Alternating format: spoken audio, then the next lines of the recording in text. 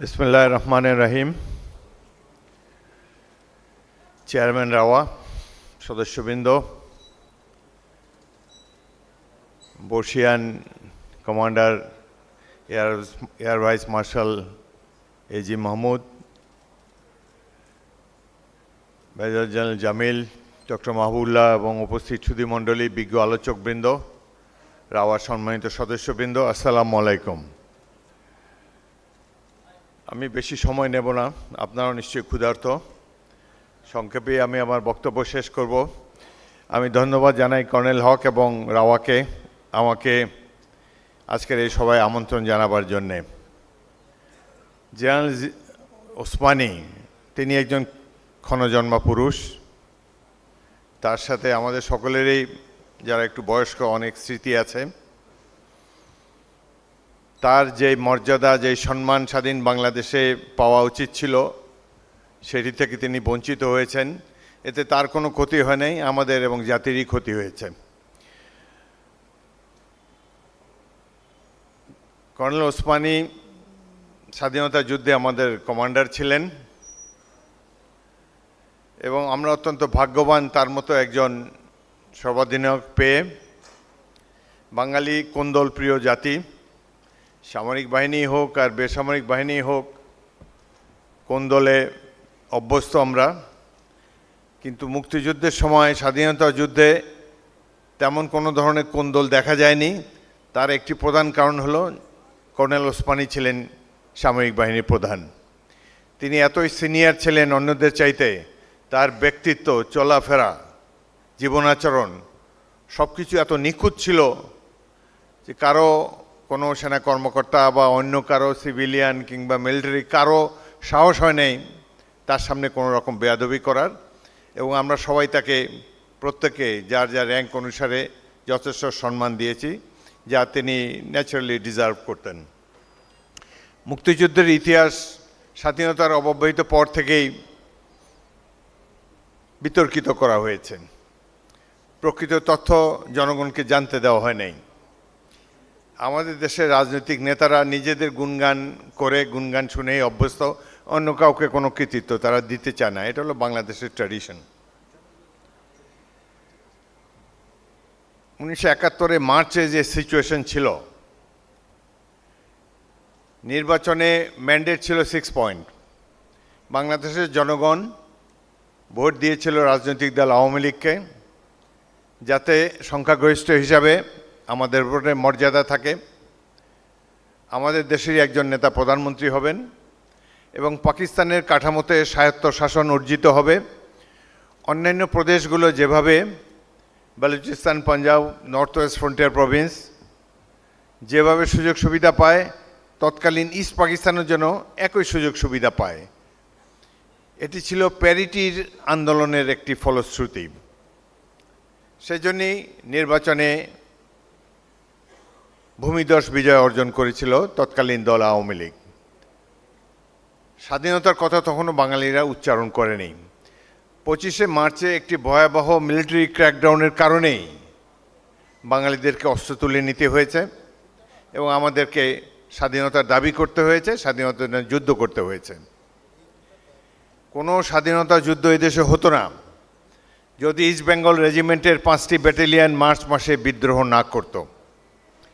মুক্তিযুদ্ধ না হলে বাংলাদেশ স্বাধীন হতো না, আর এই সেনাবাহিনীর সদস্যরা বিদ্রোহ না করলে মুক্তিযুদ্ধ হতো না।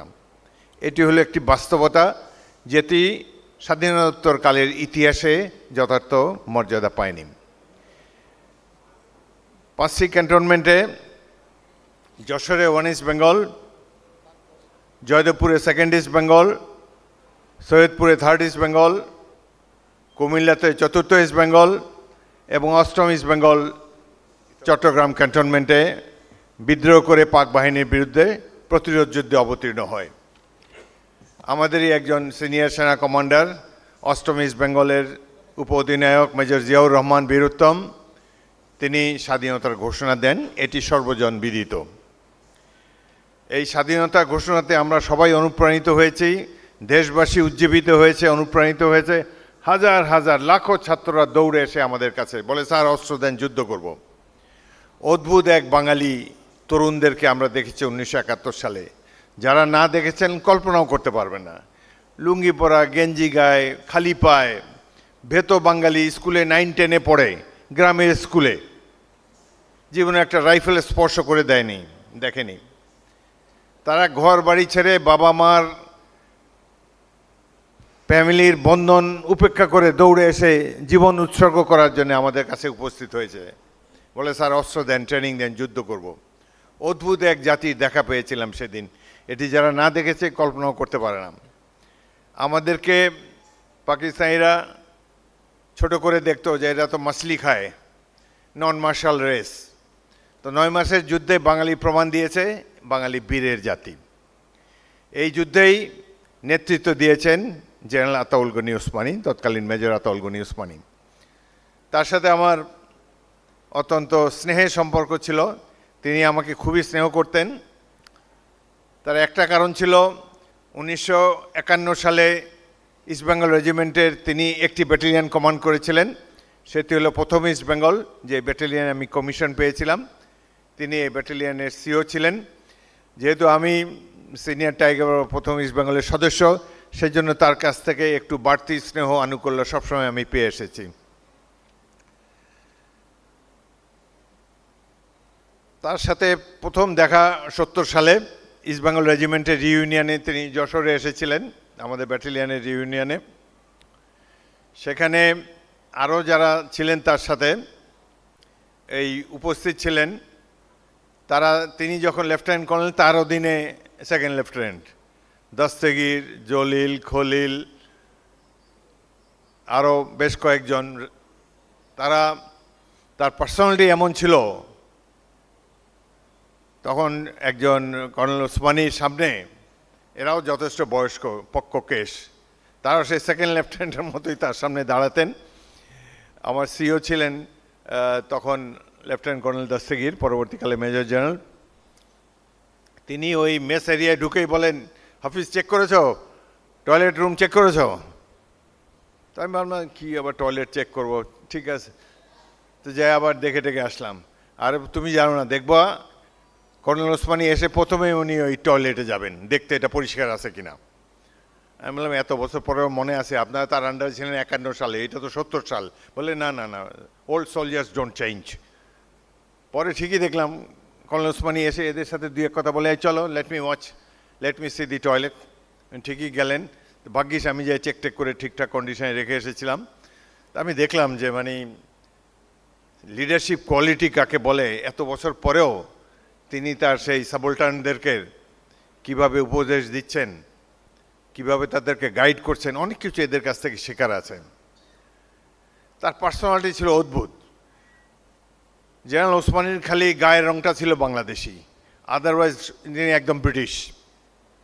কথাবার্তা, চাল চলন, হ্যাবিট সব কিছু একজন ব্রিটিশ অফিসারের মতোই ছিল।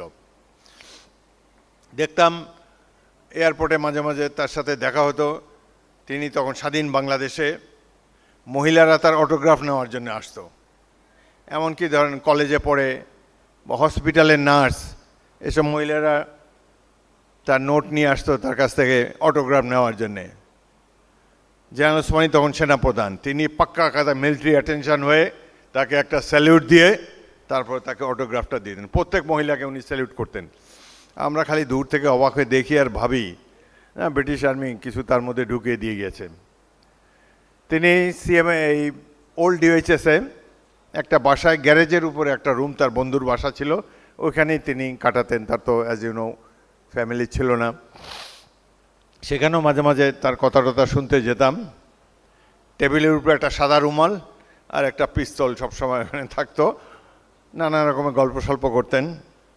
আমি তাকে আমার বিয়ে দাওয়াত দিতে গিয়েছিলাম 72 সালের আগস্ট মাসে। উনি আমার প্রতি অত্যন্ত স্নেহপ্রবণ ছিলেন। সে সময় সেনাবাহিনী অন্যরকম ছিল। আমি ক্যাপ্টেন, আমার বিয়েতে সেনাপ্রধান, সেনা উপপ্রধান, সিজিএস, জাহাজ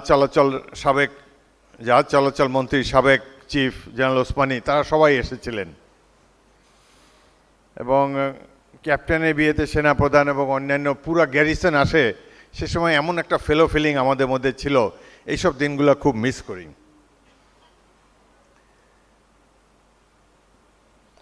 জেনারেল ওসমানী সৈনিক জীবন যেমন তার চমৎকার ছিল,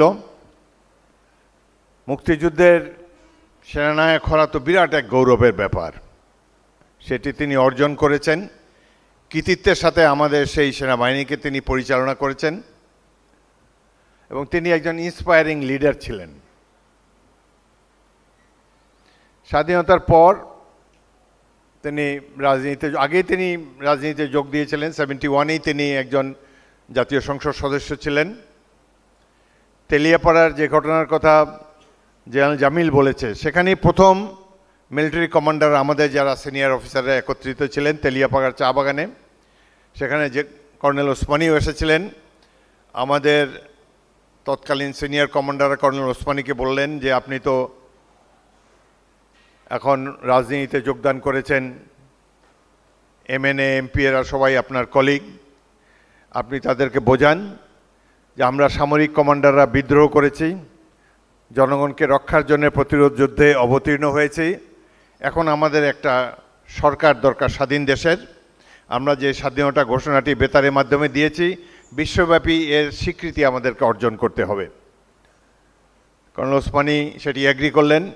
তিনি দায়িত্ব নিলেন, রাজনীতিবিদদেরকে একত্রিত করলেন, তাদেরকে বোঝাতে সক্ষম হলেন কিভাবে মুক্তিযুদ্ধ করবে, সৈনিকরা কিভাবে অংশ নেবে এবং রাজনৈতিক দলের কর্মকাণ্ড কি হবে, কিভাবে তারা বহির্বিশ্ব থেকে আমাদের স্বাধীনতার দাবির প্রতি সমর্থন আদায় করবেন, এটি তাদেরকে তিনি কনভিন্স করতে সক্ষম হলেন।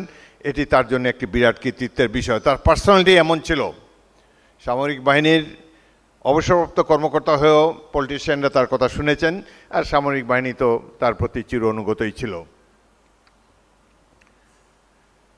আমরা 71-এ মুক্তিযুদ্ধ করেছিলাম গণতন্ত্রের জন্য। সেই গণতন্ত্র আজ অবধি পূর্ণভাবে প্রতিষ্ঠিত হয়নি, বরং গণতন্ত্র নাই তো ছিলই না। সেখানে 75 সালের জানুয়ারি মাসে একটি একদলীয় শাসন ব্যবস্থা প্রবর্তন করা হলো জনগণের ইচ্ছার বিরুদ্ধে গিয়ে। এ সম্পর্কে ডক্টর মাহবুবুল্লাহ বলেছেন, সেই সময় জেনারেল ওসমানী যে সাহস দেখিয়েছেন, বাংলাদেশে খুব কম লোকে এই ধরনের সাহস দেখাতে পারে। দুজন মাত্র সংসদ সদস্য ব্যারিস্টার মইনুল হোসেন এবং জেনারেল আতাউল গনি ওসমানী, তারা তৎকালীন প্রধানমন্ত্রী শেখ মুজিবুর রহমানের সামনে প্রকাশ্যে বলেছেন যে আপনি একদলীয় শাসন ব্যবস্থা প্রবর্তন করবেন না, গণতন্ত্রের জন্য লড়াই করতে গিয়ে আমরা দেশকে স্বাধীন করেছি, গণতন্ত্রকে নির্বাসনে পাঠাবেন না। তার কথা তেমন গুরুত্ব দেননি, তিনি পদত্যাগ করে চলে আসেন। এই তো character of a senior citizen, character of A politician, character of a public leader, যেটি তিনি প্রমাণ দিয়েছেন। অনেক কথা বলার ছিল, কিন্তু যেহেতু দেরি হয়ে গিয়েছে অনেক, আমারও একটা প্রোগ্রাম আছে, বেশি সময় নেব না। পরিবর্তিত পরিস্থিতিতে আমরা অনেকেই হতাশ হয়ে গিয়েছিলাম যে বাংলাদেশের হবেটা কি? আমরা কি পরাশক্তির ক্রিয়নক হয়েই থাকব? আমাদের রাজনীতিবিদরা কি খালি কোন্দল করেই তাদের সময় পার করে দেবেন? বাংলাদেশের ভবিষ্যৎটা কি? এত ত্যাগ তিতিক্ষার বিনিময়ে যে দেশটি স্বাধীন করেছি আমরা, এই দেশের ভবিষ্যৎটা কি? এটা নিয়ে আমরা অনেকেই সন্দিহান ছিলাম। অনেক শিক্ষিত পিএইচডিধারীরা আমাদেরকে গণতন্ত্রের সবক দিয়ে গেছেন 1.5 বছর ধরে, কীভাবে রাষ্ট্র চলবে, কিভাবে সংবিধান সংশোধন হবে। বাংলাদেশের জনগণ তো ভোট দিতে জানে না। গুরুত্বপূর্ণ ব্যক্তিরা বলে বাংলাদেশের জনগণ ভোট দিতে জানে না, অশিক্ষিত লোকের দেশ, গণতন্ত্র এখানে ফাংশনাল হবে না। অথচ 12ই ফেব্রুয়ারির নির্বাচনটি দেখেন, এটি আমার জন্য ছিল 10 নম্বর নির্বাচন। আমার এলাকাবাসী অত্যন্ত উদার, তারা আমার মতো অযোগ্য ব্যক্তিকে পরপর 7 বার জাতীয় সংসদে পাঠিয়েছেন। এইখানে আমি দেখে অবাক হয়ে গেলাম। এই নির্বাচনে দেখালো যে আমাদের পলিটিশিয়ানদের মধ্যে যত মতদ্বৈধতা থাকুক, যত দুর্বলতা থাকুক, যত হীনমন্যতা বোধ থাকুক, বাংলাদেশের সাইলেন্ট মেজরিটি তারা অত্যন্ত দেশপ্রেমিক, শান্ত শিষ্টভাবে, দৃঢ়ভাবে, নীরবে, কোনো ধরনের গণ্ডগোল ব্যতি রেখে দেশের ইতিহাসের সবচেয়ে সুষ্ঠু নির্বাচনটি তারা উপহার দিয়েছে জাতিকে 12ই ফেব্রুয়ারি তারিখে। এই নির্বাচন প্রমাণ করে যে আমাদেরকে কেউ দাবিয়ে রাখতে পারবে না। বাংলাদেশের ভবিষ্যৎ অনেক উজ্জ্বল হবে আগামী দিনে। আমাদের একতাই আমাদের শক্তি। ইনশাল্লাহ আমাদের সব দ্বিধাদ্বন্দ্ব দূর হয়ে গেছে। আমাদের রাজনীতিবিদরা কখনো যদি দেশকে বিপথে নেওয়ারও চেষ্টা করেন, আমাদের ঐক্যবদ্ধ জনগোষ্ঠী, এই দেশের বীর জনতা নিশ্চয়ই তার প্রতিরোধ করবে এবং রাইট ট্র্যাকের উপরে আমাদের দেশকে এবং সরকারকে রাখতে সক্ষম হবে।